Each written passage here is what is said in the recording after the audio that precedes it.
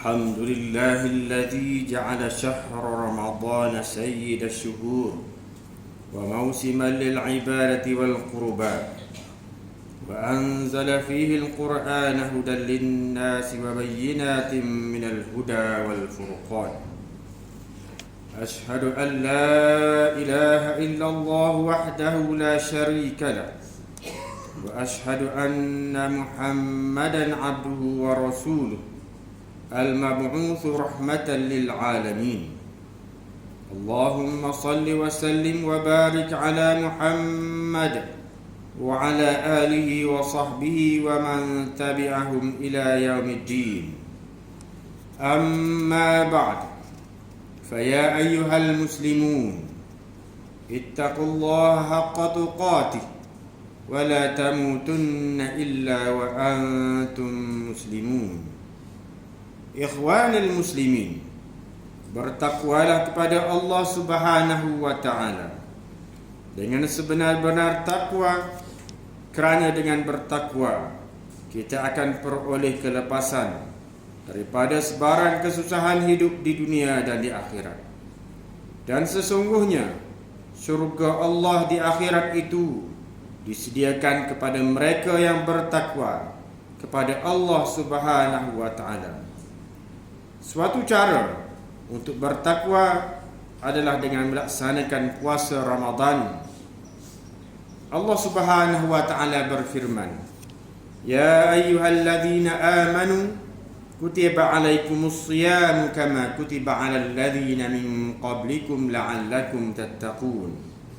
Artinya, wahai orang yang beriman, diwajibkan ke atas kamu berpuasa Ramadan sebagaimana diwajibkan ke atas orang sebelum kamu, agar kamu bertakwa. Takwa adalah menjaga diri daripada kemurkaan Allah Subhanahu wa ta'ala, yaitu dengan melaksanakan perintah Allah dan menjauhkan diri daripada larangannya dengan penuh ikhlas dan taat. Apabila takwa bertapak di hati seseorang yang beriman, ia akan melahirkan kekuatan iman. Ikhwanil muslimin, ingatlah, ketika kita berada dalam bulan Ramadan, kita berada dalam sebuah institusi pendidikan yang berencana dan berperaturan bagi melahirkan orang yang bertakwa. Oleh itu, ketika kita berpuasa Ramadan, kita hendaklah sentiasa patuh kepada perintah Allah Subhanahu wa ta'ala dan menjaga peraturan dan adab-adab berpuasa dengan sempurna zahir dan batin, agar hikmah dan matlamat berpuasa Ramadan dapat dicapai.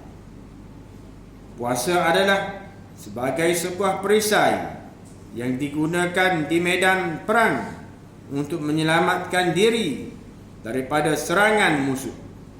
Sabda Rasulullah sallallahu alaihi wasallam, "As-siyamu junnah, fa idza yaumu shaumin ahadikum fala yarfuth wa la yaskhab, fa in sabahu ahadun aw qatalahu falyaqul inni shaim." Maksudnya, puasa itu adalah sebuah perisai. Apabila seseorang itu berada di dalam keadaan berpuasa, maka janganlah dia menyebut perkataan yang keji dan bertempik-tempik dengan mengangkat suara. Sekiranya dia dicaci atau diserang, maka katakanlah, sesungguhnya aku sedang berpuasa. Ibadat puasa tidak menjadi sempurna tanpa menjaga adab dan menahan diri daripada segala perkara yang dilarang oleh Allah Subhanahu wa ta'ala dan Rasulnya. Rasulullah sallallahu alaihi wasallam bersabda, "Kam min sha'im laisa min siyamih illa al-ju' wal 'atash." Maksudnya, berapa ramai orang yang berpuasa tidak beroleh apa-apa ganjaran daripada puasanya, melainkan lapar dan dahaga sahaja. Ikhwanil muslimin, di antara perkara-perkara yang patut dilakukan dalam bulan Ramadan selain daripada berpuasa dan meningkatkan amalan fardu seperti sembahyang 5 waktu, zakat fitrah dan sebagainya, ialah pertama, pekerjaan harian hendaklah dilakukan dengan penuh amanah, sempurna dan ikhlas niat sebagai ibadah. Yang kedua, menggunakan masa untuk berbuat ibadah dan kerja-kerja kebajikan. Buanglah tabiat suka membazirkan harta dan waktu pada tempat-tempat yang haram, lagha dan tidak berfaedah dalam bulan Ramadan yang suci ini. Ketiga, di dalam bulan Ramadan ini hendaklah bersifat pemurah, dermawan, bersedekah dan suka membantu orang miskin dan susah serta melakukan kebaikan dan kebajikan. Keempat, memberi makanan untuk berbuka puasa. Sabda Rasulullah sallallahu alaihi wasallam yang bermaksud, sesiapa yang memberi makanan untuk orang berbuka puasa, walaupun dengan sedikit susu atau dengan seteguk air atau dengan sebiji tamar, demikian juga orang yang memberi kenyang kepada orang yang berpuasa, maka baginya keampunan terhadap dosanya dan diberikan Allah minuman dari kolamnya yang tidak akan dahaga buat selama-lamanya, dan baginya pahala yang tidak mengurangkan pahala orang yang berpuasa itu. Yang kelima, dapat menunaikan solat 5 waktu secara berjamaah di masjid bagi memperoleh pahala yang berganda-ganda, dan dapat pula menghubungkan silaturrahim sesama muslim. Rasulullah sallallahu alaihi wasallam bersabda, "Man shalla al-fajr fi jama'ah thumma qa'ada yadhkurullah hatta tatla'a asy-syamsu thumma shalla rak'atayn kanat lahu ka'ajri hajjatin wa umratin tammah rawahu Tirmizi." Maksudnya, sesiapa yang mengerjakan solat subuh dengan berjamaah lalu duduk berzikir kepada Allah sampai matahari terbit, kemudian mengerjakan sembahyang 2 rakaat, maka pahala baginya seperti pahala ibadah haji dan ibadah umrah sepenuhnya. Rasulullah sallallahu alaihi wasallam bersabda, "Man shalla al-isha fi jama'ah faka'annama qama nisfal lail wa man shalla as-subha fi jama'ah faka'annama shalla al-laila kulluh." Rawahu Muslim. Maksudnya, sesiapa yang solat isya secara berjamaah, seumpama dia telah solat separuh daripada malam, dan sesiapa yang solat subuh secara berjamaah, seumpama dia telah solat sepanjang malam. Yang keenam,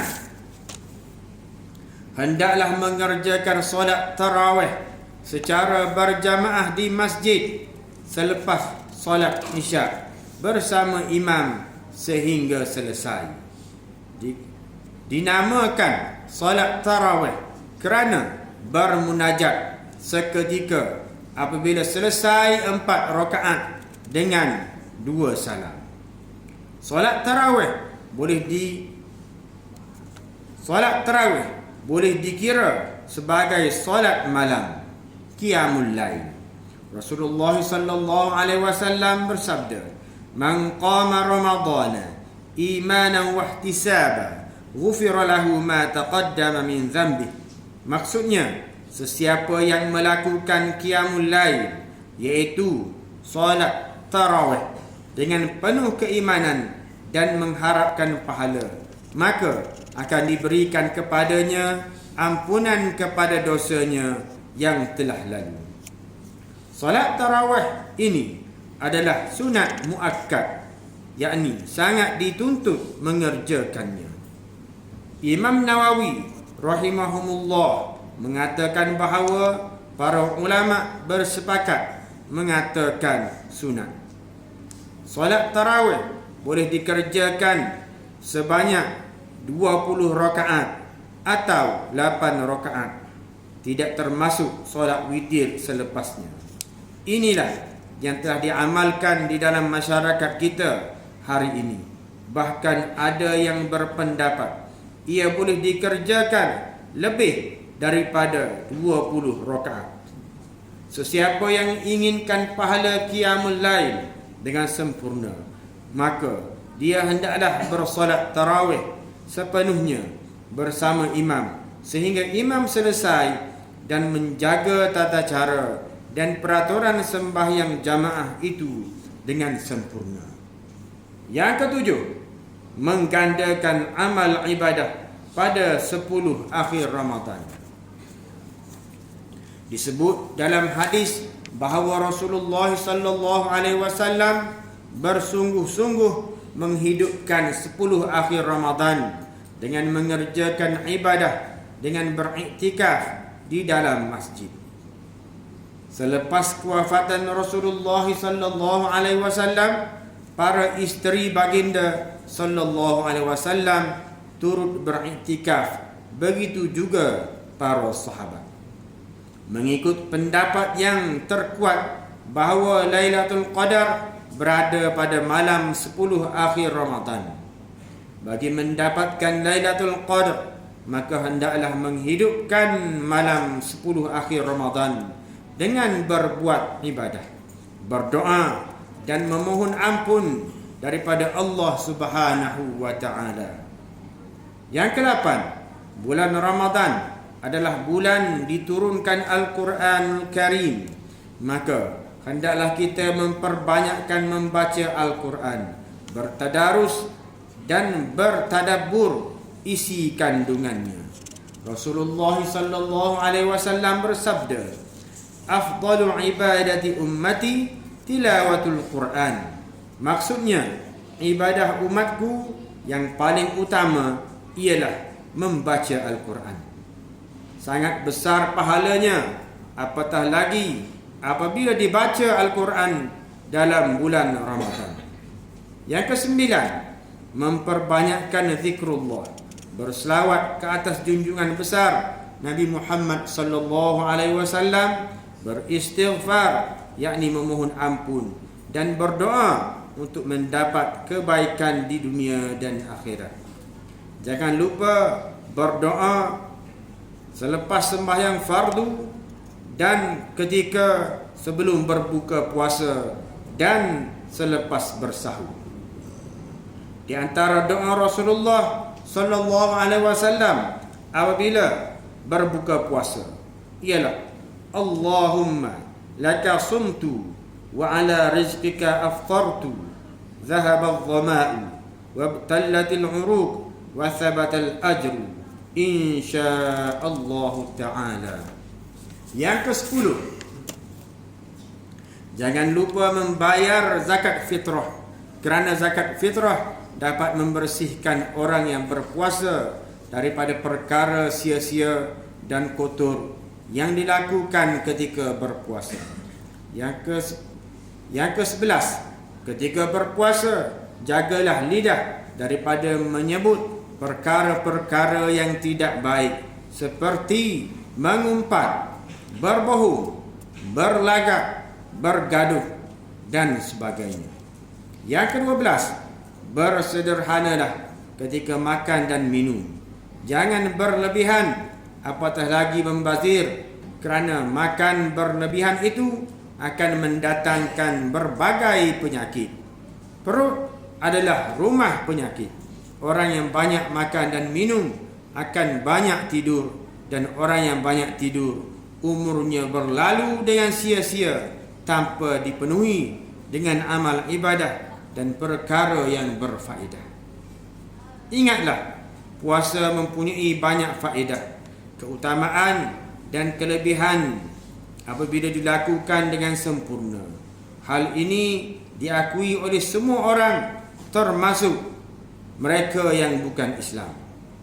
Yang ke-13, bagi peniaga-peniaga di pasar, anggaplah kegiatan perniagaan dalam bulan Ramadan ini sebagai ibadah kepada Allah dan berkhidmat kepada orang yang berpuasa. Jauhkanlah sama sekali daripada perbuatan yang tidak sesuai dengan kehormatan bulan Ramadan.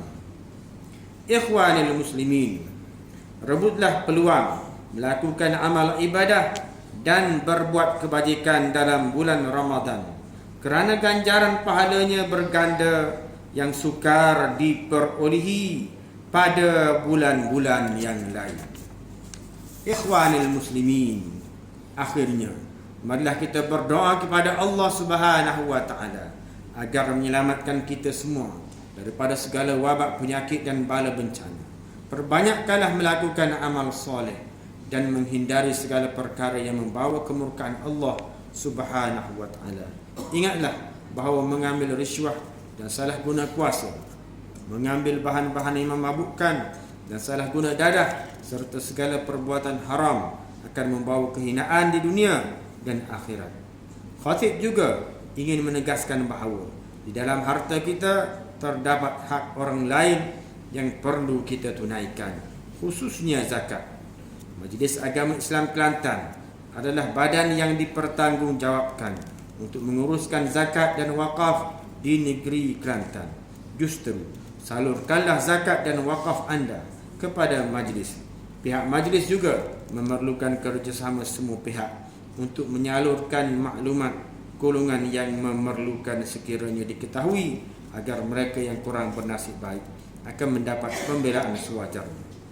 Marilah kita merafakkan doa agar saudara-saudara kita di Palestin pada ketika ini diberikan perlindungan, pertolongan dan keselamatan serta kemenangan.